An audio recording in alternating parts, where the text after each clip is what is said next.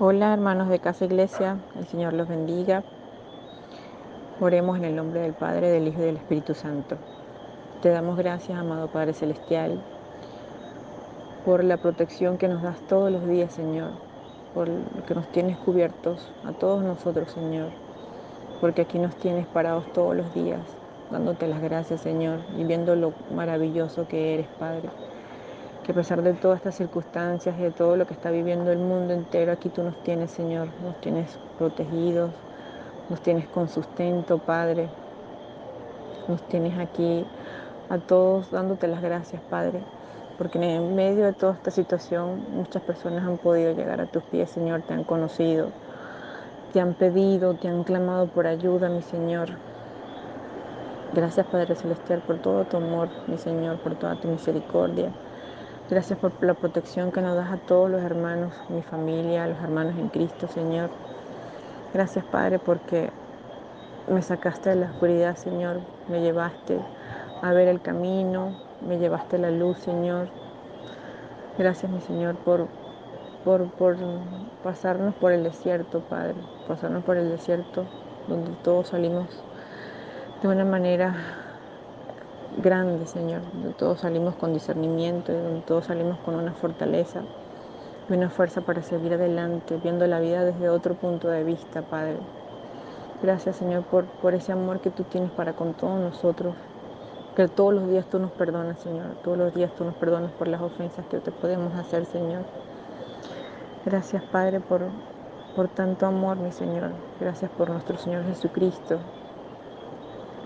que dio su vida por nosotros, Padre, para salvarnos, para darnos una nueva vida, Señor, a través de ese sufrimiento tan fuerte. Pero Él lo hizo todo por amor, para poder, para poder tener nosotros una vida eterna. Gracias, Padre, por permitirme llegar a ti, por conocer de ti, por este tiempo que les has dado al mundo entero, prácticamente un tiempo de descanso, para que te conozcamos, Señor, para que muchas personas puedan recibirte, muchas personas puedan leer la Biblia, muchas personas puedan conocerte y puedan ver lo maravilloso que eres, Señor, lo amoroso que eres para con toda la humanidad, mi Señor. Gracias, Padre, por este tiempo para con el mundo, mi Señor. Gracias por ese amor, gracias por la misericordia, gracias por todos los días, Señor, porque todos los días tú oyes el cantar de los pajaritos y ves lo maravilloso que hay. Gracias, Señor, por la naturaleza, gracias, Señor, por el aire que respiramos, gracias, Señor, por esas cosas que siempre están ahí y que uno prácticamente no les da el valor, pero están ahí gracias a ti, mi Señor. Gracias por el agua, gracias por el sol, gracias por todo lo que haces por nosotros, por todo lo que has creado para nosotros, Señor, y por todo lo que nos ayudas para poder vivir como debe ser, vivir en paz y en gozo, con todo el conocimiento que nos diste a través de ese libro maravilloso, la Biblia. Gracias, Padre Celestial, por haberme permitido llegar a ti y por seguir tu camino. Te amo, mi Señor, y esta oración te la hago llegar en nombre de tu Hijo, nuestro Señor Jesucristo. Amén. Bienvenido eres, Padre, Hijo y Espíritu Santo. Amado Dios, queremos ser ministrados por ti, por tu amor, por tu palabra. Ven y regocíjate, Señor, con este pueblo que vino rendido delante de ti, delante de nuestro Rey, Señor, a rendirte obediencia, a rendirte pleitesía. No vamos a dar gloria, Señor, a ninguna otra persona, Señor, porque tú lo mereces. Gracias por ser nuestro Padre. Venimos en acción de gracias con un corazón realmente agradecido por tu bondad, por tu misericordia, mi Dios. Queremos hoy adorarte. Por tanto, al Rey de los siglos, inmortal, invisible, al único y sabio Dios, sea honor y gloria por los siglos de los siglos. Amén. Eres el Rey de nuestro corazón, el Rey de nuestras vidas, el Todopoderoso.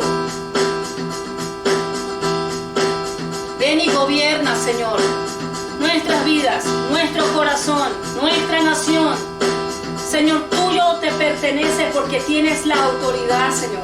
Eres el Rey de Reyes. Él es el Rey infinito en poder. Él es el Rey de los cielos.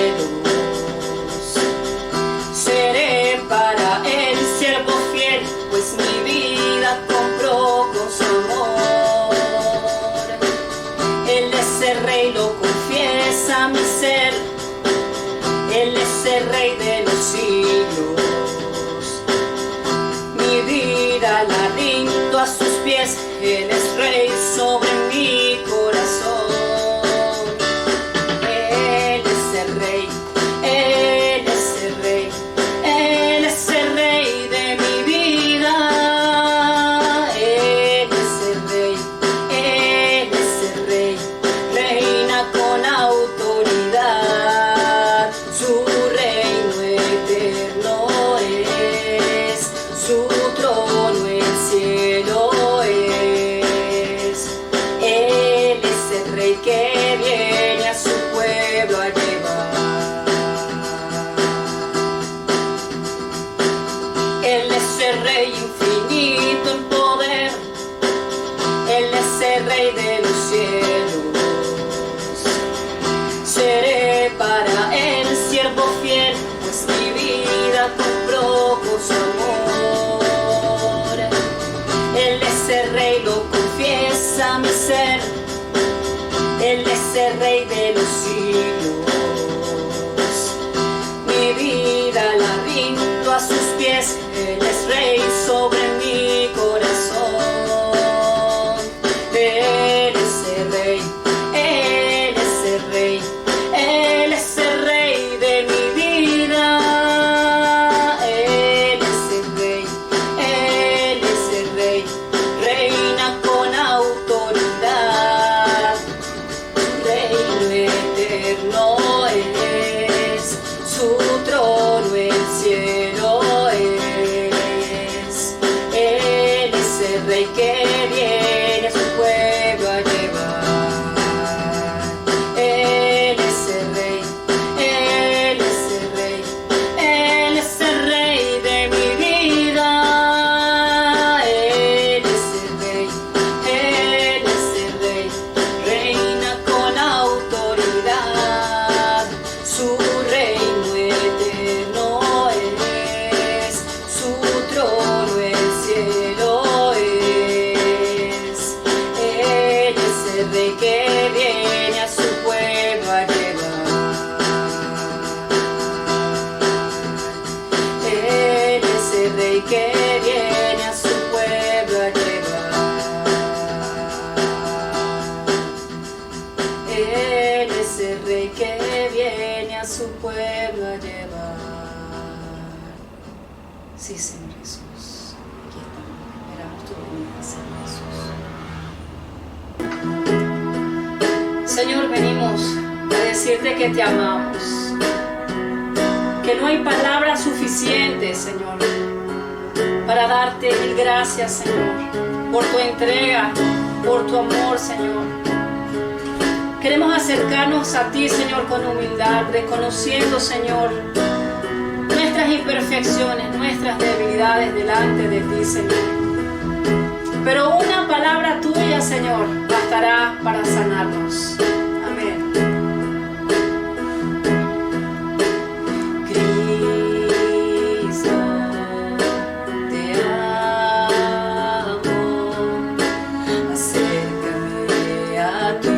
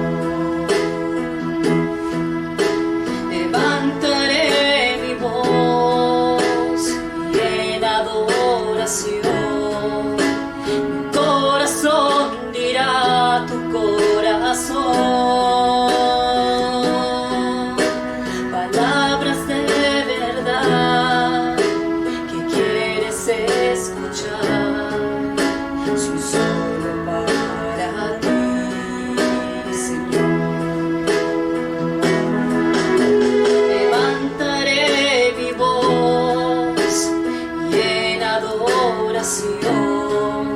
Mi corazón dirá a tu corazón palabras de verdad que quieres escuchar. Son solo para ti, Señor.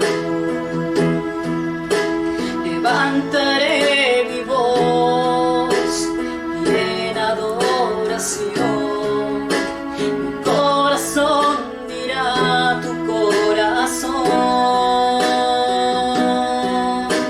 palabras de verdad que quieres escuchar.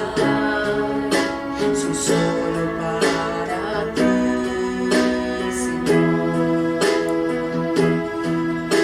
Palabras de verdad que quieres escuchar.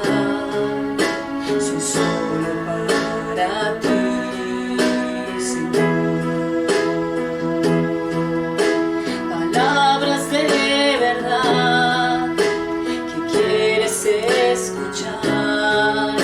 Son solo para ti, Señor. Sí, Señor, son palabras de verdad que salen de nuestra alma, de nuestro corazón, al decirte gracias, mil gracias.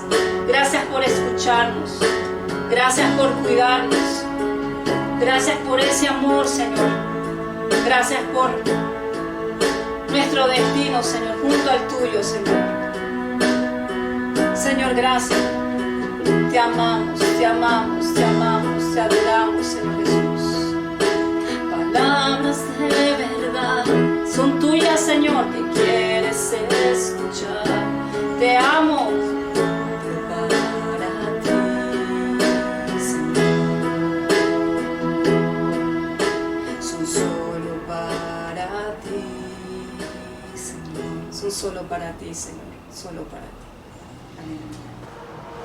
Ya han pasado 20 años desde la última historia, donde Dios hizo algo extraordinario, revelarse a Filistea también como Dios, y por un brevísimo tiempo los filisteos también reconocieron la autoridad de Jehová. Y tanto Israel como Filistea fueron tratadas por medio de ese procedimiento, pero ahora 20 años son más que suficientes para transformar a una nación, y ahora ambas naciones vuelven a su decadencia. Israel sigue nuevamente con los ídolos cananeos, y Filistea nuevamente vuelve a atacar a Israel, olvidándose total y absolutamente del poder de Jehová, y que Jehová era superior a todos los demás dioses cananeos, porque recordemos que habíamos dicho que cuando se enfrentaban dos pueblos, en la mente de esos pueblos había un estilo de guerra espiritual entre los dioses. Así que cuando los filisteos atacan, quiere decir que creen que Jehová va a ser derrotado. Por lo tanto, aquí vemos nuevamente un retroceso en ambas naciones. Y ahora tenemos a una Israel sufriente, una Israel que no da más, que ha pasado por más de 400 años de invasiones internas, externas, golpe de estado, opresiones, corrupción en los jueces, corrupción en los templos, y ya empieza a clamar un cambio porque está cansada. Y a pesar de que todos los problemas venían a causa de sus pecados y sus infidelidades, Dios los escucha, porque está dentro de su plan y de su propósito. Samuel probablemente es uno de los personajes del Antiguo Testamento más subestimados, porque le tocó ejercer un triple llamado como juez, como profeta y como sacerdote. Eso implica todo el liderazgo espiritual, el liderazgo político, el liderazgo legislativo, el liderazgo militar. Sobre Samuel recaía prácticamente la responsabilidad de impedir que se desmembrara la nación que nos iba a traer el Mesías. Así que justo cuando este pueblo está cansado, cuando ya no da más, Dios les permite una prueba aún más difícil. Quizás no fue la más difícil de toda la historia, pero todo el cansancio acumulado les hacía a Israel ver que ya no podían más. Y justo en medio de esa situación es cuando llegan esos dolores de parto que van a generar esta nueva etapa histórica. Vamos a leer en 1 Samuel capítulo 7 versículos 3 en adelante, donde nos dice que habló Samuel a toda la casa de Israel diciendo: si de todo su corazón ustedes se arrepienten a Jehová y quitan los dioses ajenos a Astarot de entre vosotros y preparan vuestro corazón a Jehová y solo a él le sirven, Él los va a librar de la mano de los filisteos. Recordemos que aunque estamos en el libro de Samuel, todavía la era es la de jueces, así que sigue aplicando lo que conversábamos en otras oportunidades de ese ciclo que se repite en esa era, donde primero hay un pueblo que se aparta de Dios y hace lo que quiere. Segundo, el pueblo sufre a causa de su propia desobediencia. Tercero, el pueblo clama a Dios y se arrepiente. Y cuarto, Dios utiliza un líder para poder traer alivio a ese pueblo que era representado por un juez. Y en esta oportunidad, por última vez en la historia, le pasa a Samuel, que es el juez en el cargo. Y esto le da bastante legitimidad histórica a la Biblia, porque aunque Samuel y Jueces son libros distintos, de autores distintos y de épocas distintas, nos narran la misma historia que se complementa y volvemos a ver ese ciclo de terquedad en Israel. Una Israel cansada, una Israel agobiada, que no ve esperanza, que quiere tirar la toalla, pero que no sabe que está a solo un capítulo de la llegada del Rey. Y así quizás es nuestra vida. Queremos lanzar la toalla y se nos olvida que nuestro Rey viene a un solo capítulo. Lo único que Dios nos pide es aguanta un poquito más. Yo sé que no es fácil tener los filisteos detrás de nosotros, respirándonos en la nuca, pero debemos perseverar y seguir adelante, porque independientemente de las situaciones, pronto viene el Rey y se va a acabar esta era de sufrimiento en el régimen de los jueces. Entonces seguimos viendo que ahora ya los filisteos no entran en la frontera, ya están penetrando al corazón interno de Israel, así que vio riesgo real de que Israel fuera borrada y desaparecida del mapa. Y vemos en el versículo 4 que entonces los hijos de Israel quitaron los Baales y Astarot y sirvieron solo a Jehová. Y Samuel dijo, reúnase todo Israel en Mizpa y yo oraré por ustedes a Jehová. Aquí Samuel está diciendo, no basta nada más el arrepentimiento, debemos de confiar plenamente en Él. Y aquí hay un cambio bastante interesante en el liderazgo, donde ya Israel no se levanta y saca a lo loco el arca del pacto. Arca que por cierto todavía no vuelve al tabernáculo, y eso muestra un cierto desorden en la nación hasta que llega David a arreglar eso. Pero lo más importante es que Samuel reconoce que la autoridad y el poder viene de Dios y no de ellos. Y además que Israel era inferior en todo, era inferior en número, era inferior en tecnología militar, porque la tecnología militar de la época era el hierro, y eso lo manejaban muy bien los filisteos, porque ellos eran inmigrantes o de Turquía o de Grecia que se terminaron asentando en esa región al no poder llegar a Egipto. Entonces ellos sabían manejar muy bien esas técnicas europeas y protoeuropeas. Entonces tenían superioridad militar, tenían superioridad en el número y también tenían superioridad moral, porque Israel estaba moralmente agotada. Cuando hablo moral me refiero a la moral militar, el ánimo de batalla, no las ganas de pelear. Entonces Filistea tenía todas las de ganar y no había realmente desde el punto de vista estratégico y militar la oportunidad de que Israel ganara esta batalla. Ellos estaban perdidos. Tienen miedo, le dicen Samuel, tenemos miedo, y Samuel dice, quédense tranquilos, vamos a entregar esta batalla a él y solo a él. Y dice que cuando oyeron los filisteos, versículo 7, que los hijos de Israel se reunieron en Mizpa, subieron los príncipes de los filisteos contra Israel. Y recordemos que los príncipes no es cualquier cosa, significa todo. Estamos hablando de Asdod, de Ascalón, de Ecrón, de Gat y de Gaza, las 5 confederaciones filisteas. Es decir, una movilización nacional absoluta, una invasión absoluta de toda Filistea contra Israel. Entonces no es una batalla sencilla, ni es una batalla agradable, ni es una batalla que aparente terminar bien.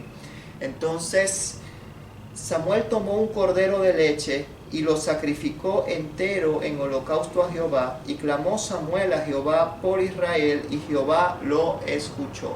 Y justo en ese momento donde ellos estaban haciendo el sacrificio, los filisteos los agarran por sorpresa y comienza el ataque, porque aconteció que mientras Samuel sacrificaba el holocausto, los filisteos llegaron para pelear con los hijos de Israel. Pero Jehová hizo tronar aquel lugar con gran estruendo sobre los filisteos y los atemorizó, y fueron vencidos delante de Jehová. Es decir, literalmente cayeron truenos del cielo, y eso había sido profetizado por Ana, la mamá de Samuel, en su oración, que dijimos que es una oración profética que abre el futuro en muchos aspectos. Y en 1 Samuel 2:10 recordamos que habíamos leído que delante de Jehová serán quebrantados los que se opongan a él, y sobre ellos tronará desde los cielos. Así que literalmente tronó desde los cielos sobre los filisteos, y eso había sido profetizado por la madre de Samuel cuando todavía estaba embarazada por él. Y cuando ella hizo esa oración, seguramente no tenía idea de todo lo que implicaba, ni sabía que el hijo de su vientre iba a llegar a ser juez, ni sabía absolutamente nada que él le iba a tocar dirigir una batalla militar, donde el Espíritu Santo usó su boca para darle a Israel esta victoria. Así que las mujeres en la Biblia, siempre que participan, aunque no siempre participen mucho, tienen roles claves e importantes, y esa es una manera del Señor dignificar a la mujer. Entonces Samuel, al ser juez y abocarse completamente a la guerra, sobre él recaía todo el liderazgo, y no era fácil para él también administrar la vida familiar, porque tenía que jugar en todos lados. Y no lo podemos culpar porque tenía demasiado trabajo que hacer, evitar que Israel se desmembrara. Además, no recibió una formación de hogar, no tiene la idea de lo que es ser padre porque él no lo tuvo, Elí no lo fue, y su padre terrenal, aunque estaba pendiente de él, y la Biblia es clara de eso, se veían ocasionalmente de fiesta en fiesta, y un niño necesita a su padre todos los días. Entonces esos factores de crianza hacen que se cumpla un famoso dicho árabe, que las rosas engendran espinas y las espinas engendran rosas. Es decir, de padres malos pueden nacer buenos hijos y viceversa. De buenos padres pueden salir malos hijos. Y en Samuel se cumplen ambas ocasiones. Porque Samuel es una rosa que viene de una espina, que fue Elí, aunque Elí no sea su padre biológico, con quien convivía era con esa casa, y vimos que no era precisamente el mejor ejemplo. De hecho aquí ya no aparecen porque están ya juzgados por Dios. Y además Samuel, siendo bueno, engendra hijos que no eran tan buenos, y eso comienza a tener preocupación en Israel, y el Señor sabía eso. Así que antes de que Israel pidiera lo que va a pedir a continuación, el Señor hizo una movida extraordinaria, y el Espíritu Santo guía a Samuel para hacer una obra o un monumento que cambia la historia de Israel para siempre, y que es recordado hasta hoy. Lo leemos en el versículo 12, que tomó Samuel una piedra y la puso entre Mizpah y Sen, y le puso por nombre Ebenezer, que significa hasta aquí nos ha ayudado el Señor. Así que esa piedra no es un ídolo, porque no estaba tallada ni pintada y no viola la ley que está puesta en Levítico 26, sino que simplemente es un monumento. Es como elegir un monumento, un prócer, una estatua para recordar una batalla, un héroe de la República, etc. Entonces lo más importante es entender que esa piedra es para recordar todas aquellas cosas que Dios ha hecho en el pasado y que nos permitieron llegar hasta acá. De esta manera Samuel les dice: si es verdad, estás cansado, estás agotado, no das más, de verdad que no la hemos tenido fácil por todo lo que hemos tenido que sufrir este tiempo, aunque haya sido culpa de nosotros y de nuestro pecado, estamos cansados, pero mira, lo logramos, estamos vivos, seguimos aquí, hasta aquí nos ha traído el Señor y nos va a seguir llevando hacia el futuro. Entonces es extremadamente importante reconocer que Dios está en el pasado, está en el presente y se va a adentrar en el futuro. Y dice que así fueron sometidos los filisteos y no volvieron a entrar más en el territorio de Israel durante el periodo de Samuel. Después reaparecen con Saúl y con David, pero por ahora nos van a quedar quietos. Y asimismo la mano de Jehová estuvo contra los filisteos todos los días de Samuel. No volvieron a ganar ni una, e Israel más o menos pudo agarrar oxígeno para poder llegar a su etapa de transición. Por eso digo que Samuel es tan importante, porque sin él los filisteos hubieran borrado del mapa a Israel, o la nación hubiera colapsado, o tribus grandes que la historia dice que eran separatistas como Efraín o la propia Judá se hubieran independizado. Dicen: no, ¿yo qué voy a hacer con estos 12? Yo voy a hacer mi propio reino. Entonces Dios impidió todo esto por medio de Samuel y lo pone como un necesario factor de unidad que les permite sobrevivir, y sin él no hay reino, y sin él no llega el Mesías de la forma en la que tenía que llegar. Entonces fue un instrumento hermoso en manos de Dios, aunque no la tuvo fácil. Y dice que fueron restituidas a los hijos de Israel todas las ciudades que los filisteos habían capturado previamente. Israel reconquista su territorio desde Ecrón hasta Gat. Esta expresión la vamos a ver mucho, y siempre que digamos de Ecrón a Gat nos estamos refiriendo de punta a punta, ¿no? Eso es como decir desde la piedra del Cocuy hasta la sierra de Perijá, de punta a punta de la nación. Entonces Israel libró su territorio de la mano de los filisteos, y hubo paz entre Israel y el amorreo. Y esto también es importante, porque las potencias mundiales en esta época estaban acabadas. Egipto sigue en su guerra civil y Asiria todavía seguía en sus sequías y no veía la luz. Todavía no estaba Asiria, era Mesopotamia. Entonces ni Irak, lo que hoy es Irak, ni Egipto eran una amenaza. Lo van a hacer después, pero en estos momentos las naciones intermedias podían pelear entre ellas, y las principales eran Filistea y la nación de los amorreos, y los amorreos tenían un acuerdo de no agresión con Israel, no formal, pero digamos no había una movilización militar importante. Ahora con el futuro esas cosas van a cambiar, pero por ahora vemos que hay un periodo de paz, un periodo de estabilidad, un periodo lo suficientemente bueno como para poder hacer la movida que viene a continuación.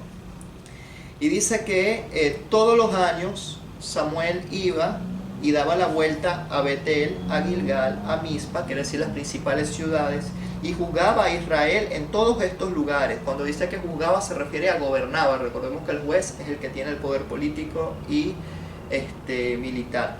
Después volvía a Ramá, porque allí estaba su casa, y allí juzgaba a Israel, y edificó allí un altar a Jehová. Ahora el pueblo ve esto, y el pueblo dice: por fin volvimos a respirar, volvimos a tener luz. Y ellos sin duda asocian a Samuel con Josué. Y después que Josué murió, Israel no vio luz durante 400 años, con breves excepciones, y ahora por fin con Samuel se comienza a arreglar la cosa. Y Josué tuvo un error, que es que no preparó sucesores, y ese mismo error se le achaca a Samuel. Yo no estoy todo de acuerdo con eso, y voy a explicar por qué. Pero para Samuel no era fácil levantar sucesores, primero por todo el tiempo que él tenía que invertir en manejar el reino, y segundo, yo creo que es injusto decir que no levantó sucesores, porque él sí preparó a sus dos hijos, eran jueces. Ahora que los hijos no hayan dado la talla es otra cosa, y eso es lo que el pueblo empieza a ver. Dice: Samuel, ya tú estás viejo, te vas a morir y vamos a quedar en manos de tus hijos, y tus hijos no nos agradan porque no están haciendo las cosas bien. Sabemos que tú eres un hombre recto, pero eres una rosa que engendró espinas, y este caramelo ya lo chupamos y es bien amargo y no nos las vamos a volver a calar. Además, también es injusto decir que Samuel no dejó sucesores, porque también levantó una escuela profética, y eso lo vamos a ver más adelante, pero Samuel había fundado las bases para levantar un nuevo liderazgo espiritual. Ellos no estaban huérfanos, simplemente tenían que esperar un poco más el tiempo de Dios, pero los temores pudieron más, la terquedad pudo más. Así que comienzan a insistir y le piden a Samuel: queremos un cambio y lo queremos ya. Porque no sabemos, hoy tú estás, mañana te caes de una silla y te matas, y no sabemos qué vaya a pasar con esta nación, porque vemos que todo está concentrado en ti. Necesitamos y queremos un rey. Y eso lo vamos a ver ahora en el capítulo 8. Pero antes, uno de los temas más discutidos, la pregunta del millón: ¿quería Dios un reino? ¿Estaba dentro de sus planes o no? La respuesta sorprendente es que sí, y eso lo vemos en Deuteronomio 17, del 14 al 17. Dios sí quiere el reino y sí necesita el reino, y de hecho ya lo había preestablecido, o digamos, lo había profetizado él mismo unos cuantos siglos atrás, en Deuteronomio 17, 14 al 17. Que dice: cuando hayas entrado en la tierra que Jehová tu Dios te da, y tomes posesión de ella, y la habites, y digas: voy a poner un rey sobre mí como todas las naciones que están a mis alrededores, ciertamente en ese momento pondrás rey sobre ti al que Jehová tu Dios escogiera para ti. De entre tus hermanos tomarás rey para ti, no va a ser extranjero. No tomará para sí muchas mujeres, para que no se desvíe su corazón. Y aquí también está profetizado lo que iba a pasar con Salomón. Ni acumulará plata y oro en abundancia. Lo repito, Deuteronomio 17, 14 al 17, vemos claramente la intención de Dios en algún momento de la historia establecer un reino. Entonces, ¿por qué existe en un inicio cierta oposición? Y la vamos a ver. Pero ¿por qué Dios necesita un reino? Porque necesita proyectar esa imagen profética de Jesús, de su gobierno en los cielos y sobre la tierra. ¿Cómo es ese gobierno? Sin duda no es una democracia, porque no hay diversidad de opinión, no hay partidos. Es un hecho que todos sabemos quién es el mejor gobernante. El único digno de sentarse en el trono, el único digno de abrir el libro y desatar los sellos, solamente es Cristo. Entonces no hay ninguna necesidad de tener un esquema democrático en el reino de Dios. Segundo, la república, división de poderes, no hace falta, porque eso hace falta en la tierra porque tenemos una naturaleza caída donde se necesita un control mutuo, donde se necesita que el legislativo controle al ejecutivo, etc. En cambio, nosotros tenemos a un Cristo que cumple 4 roles, como rey, como profeta, como sacerdote. Entonces, y como juez, por supuesto. Entonces vemos a Cristo de una forma que puede llenar todas las facultades del gobierno y no necesita más nadie quien lo ejerza, y aún así Él nos ha hecho herederos y coherederos y los santos gobernarán con Él, como enseña la palabra, pero eso es otra cosa. El punto importante es que lo más cercano al modelo de Dios es justamente una monarquía justa, pero la monarquía depende exclusivamente de qué tan bueno es ese rey, porque ese rey va a tener muchísimo poder, y si es un rey bueno, un rey justo como Cristo, excelente, es lo mejor que nos puede ocurrir. Sin embargo, si gobierna alguien que no funciona, que eso por supuesto no pasa en el reino de los cielos, pero sí en la tierra, va a acarrear problemas. Así que Dios es muy sincero con este deseo y le muestra a Israel cuáles son las desventajas de tener a ese rey. Así que este capítulo 8, existen muchas discusiones en torno a él, pero yo creo que la imagen está bastante clara. Entonces Dios quiere el reino, porque lo ha dicho en Deuteronomio 17, pero empieza a advertir a Israel porque el problema no era el reino, el problema eran las intenciones por las cuales ellos comienzan a pedir ese rey, y las vamos a comenzar a leer ahora en el capítulo 8. Entonces, repito, no hay duda que la presencia de un rey es plan de Dios, es necesaria, nos va a proyectar y nos va a enseñar proféticamente acerca de Cristo, así como la figura del juez nos muestra a Cristo como juez, ahora la figura del rey va a ser lo mismo. Entonces, lo que lastima a Dios y a Samuel son las intenciones. Entonces vamos a ver en el versículo 1 del capítulo 8 que aconteció que habiendo Samuel envejecido, puso a sus hijos por jueces sobre Israel.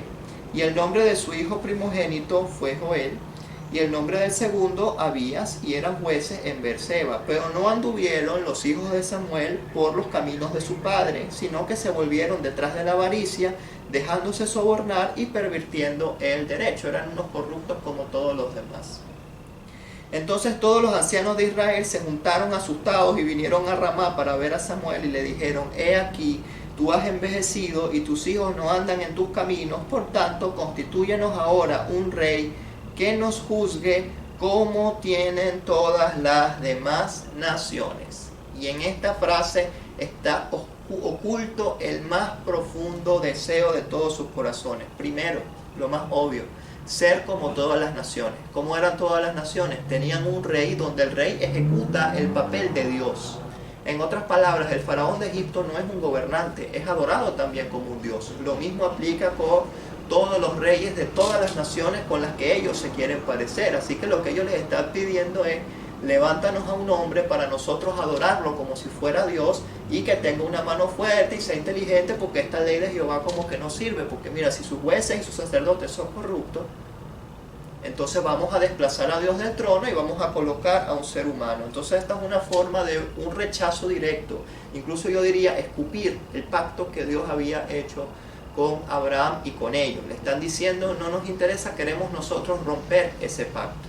Entonces, es una falta bastante grave, pero Dios siempre sabe cómo darle vuelta a las cosas y usarlas a su favor. Segundo, Israel era llamada a ser santa, no como todas las demás. Eso viola su definición por naturaleza, pero ya vimos que Israel había fracasado en eso, al punto de que Filistea no conocía a Jehová, su vecino más cercano e inmediato. Entonces el propio Dios tuvo que revelarse que esperamos de que ellos sean luz.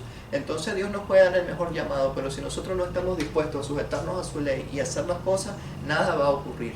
Entonces el problema no está en Dios, el problema está en la gente, y Dios lo sabe, y por eso ahora empieza a encaminar todas las cosas hacia un reino que lo proyecte a Él como rey.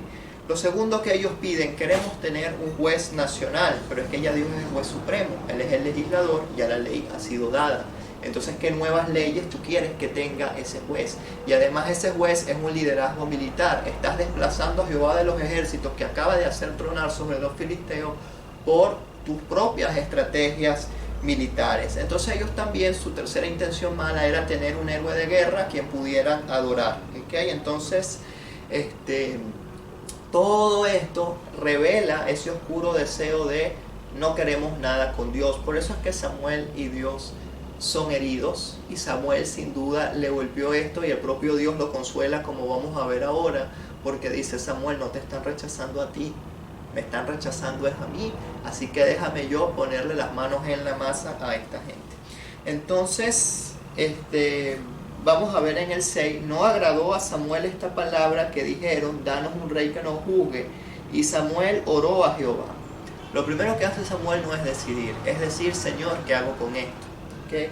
Y el Señor le responde y le dice: oye o obedece, porque la palabra oír y obedecer, tanto en hebreo como en griego, es decir, tanto en el Antiguo Testamento como en el Nuevo Testamento, son palabras ligadas. Escuchar significa obedecer.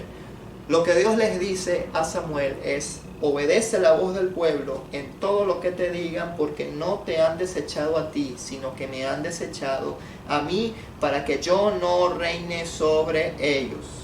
Entonces, conforme a todas las obras que han hecho desde el día que los saqué de Egipto hasta hoy, me dejaron a mí, y sirviendo a dioses ajenos, así van a ser también contigo. Así como yo fui fiel con ellos y me despreciaron a mí, tú has sido fiel con ellos, has sido un buen gobernante, has dado lo mejor de ti y te están despreciando en la cara. Entonces, si a mí me despreciaron, ¿qué queda para ti? Siervo de Dios, también te van a despreciar. Entonces, si odian a Cristo sin causa, también nos van a odiar sin causa. Entonces, es normal que nosotros atravesemos estas situaciones y no entendamos por qué, pero tienen un propósito, y si rechazan a Dios, nos van a rechazar también a nosotros, que somos sus mensajeros y sus representantes, sus embajadores aquí en la tierra. Conforme ahora pues oye su voz, mas protesta solemnemente contra ellos, y muéstrales cómo les tratará el rey que reina sobre ellos. En otras palabras, Dios le está diciendo: quieren un rey perfecto, pero eso significa ahora lo siguiente, ¿ok? Van a tener que enfrentar esto. Y Samuel se acerca al pueblo y les dice: así hará el rey que va a reinar sobre ustedes. Va a tomar a vuestros hijos y los pondrá en sus carros y en su gente de a caballo, para que corran delante de su carro. Nombrará para sí jefes de miles, jefes de 50, los pondrá a sí mismo a que en sus campos y sieguen sus mieses, y a que hagan sus armas de guerra y los pertrechos de sus carros.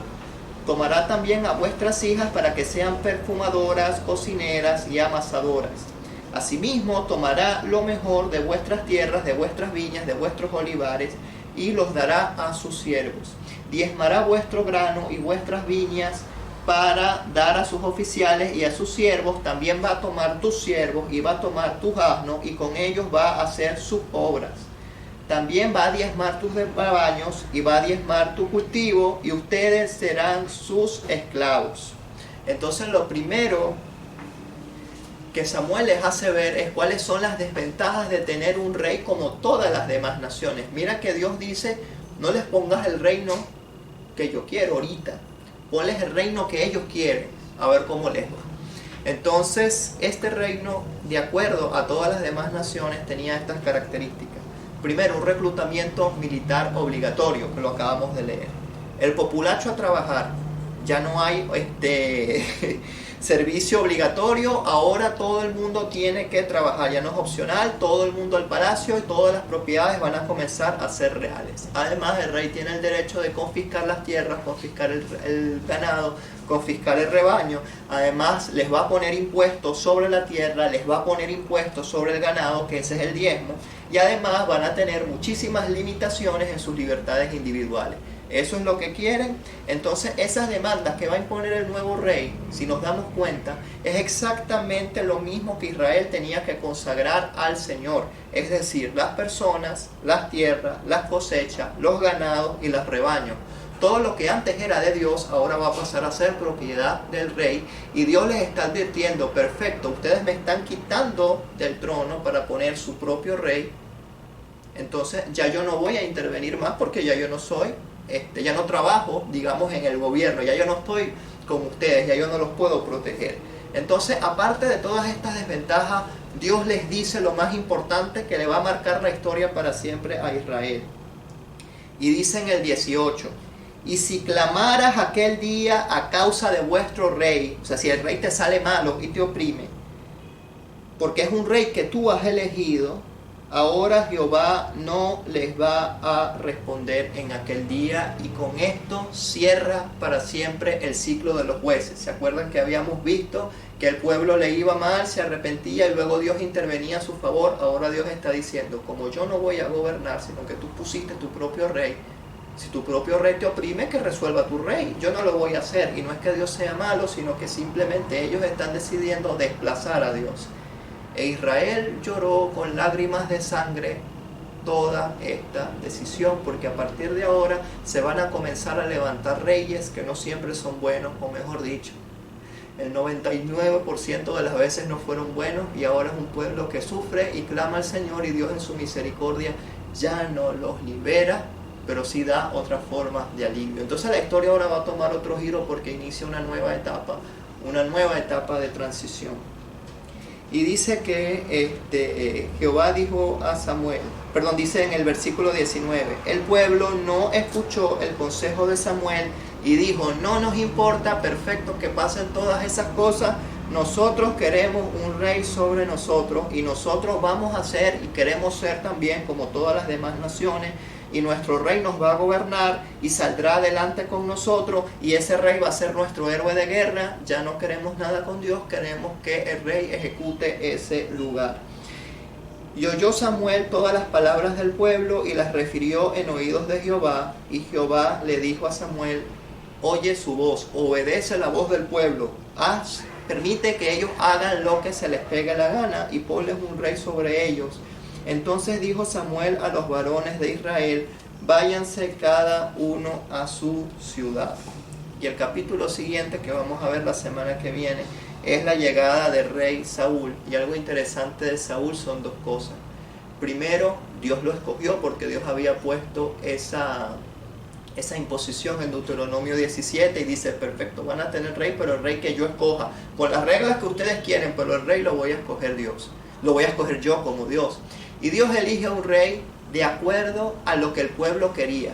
Un galán, un macho, hermoso, héroe de guerra. Todo el prototipo que ellos tenían en su mente del rey perfecto está en Saúl. Ese era el rey que ellos querían, pero no era el rey que ellos necesitaban. Así que vamos a ver más adelante que Saúl simplemente sirvió como un estilo de pegamento también extensivo a Samuel para abrirle campo a David. El rey inútil que nadie hubiera aceptado, el flaco, el despreciado incluso por su padre, el que tenía una profesión despreciable como lo era el pastor de ovejas, que eso era uno de los lugares más bajos en la pirámide social de la época.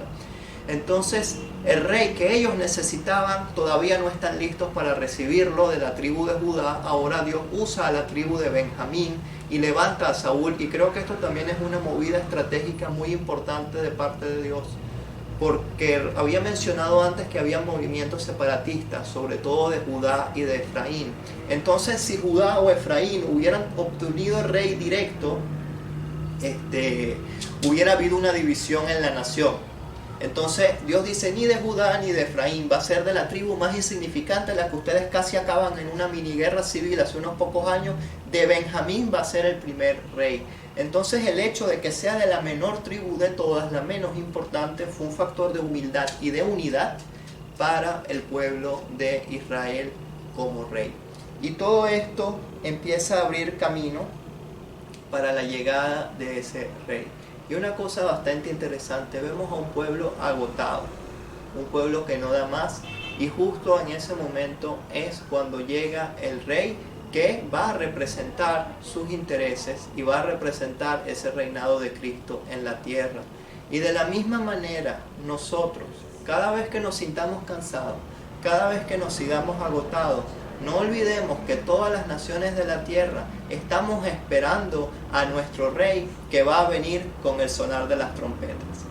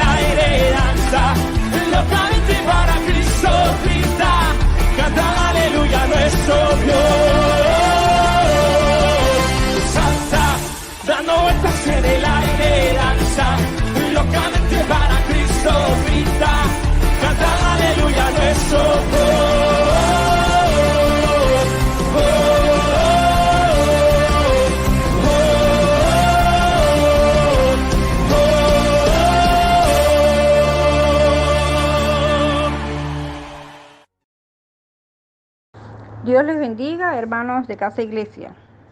El Salmo 97, del 1 al 3, dice así: Dios tenga misericordia de nosotros y nos bendiga, haga resplandecer su rostro sobre nosotros, para que sea conocido en la tierra tu camino, en todas las naciones tu salvación. Te alaben los pueblos, oh Dios, todos los pueblos te alaben. Oh sí, Señor de la gloria. Te alaben todos los pueblos te alaben, mi Señor, porque solo tú lo mereces, Padre Celestial. Solo tú lo mereces, mi Señor amado. Que todo el mundo te alabe por tu inmensa misericordia para con todas las personas, por tu inmenso amor para con todas las personas, mi Señor amado. Tan grande fue ese amor que diste a tu Hijo unigénito para que muriera en una cruz para darnos la salvación, solo por amor, Señor amado. Solo porque nos amas y por tu gran misericordia. Por eso el mundo entero debe alabarte. Te debemos alabar, Señor amado. Te debemos rendir culto. Te debemos rendir honores, mi Señor amado, por tu inmensa grandeza, Señor. Porque tú nos lo diste todo, Señor. Tú nos diste la vida y nos diste todo lo que necesitamos para vivir. Y nos diste la salvación, Señor. Nos diste la salvación, Padre Celestial. Qué maravilloso. ¿Quién como tú, Señor?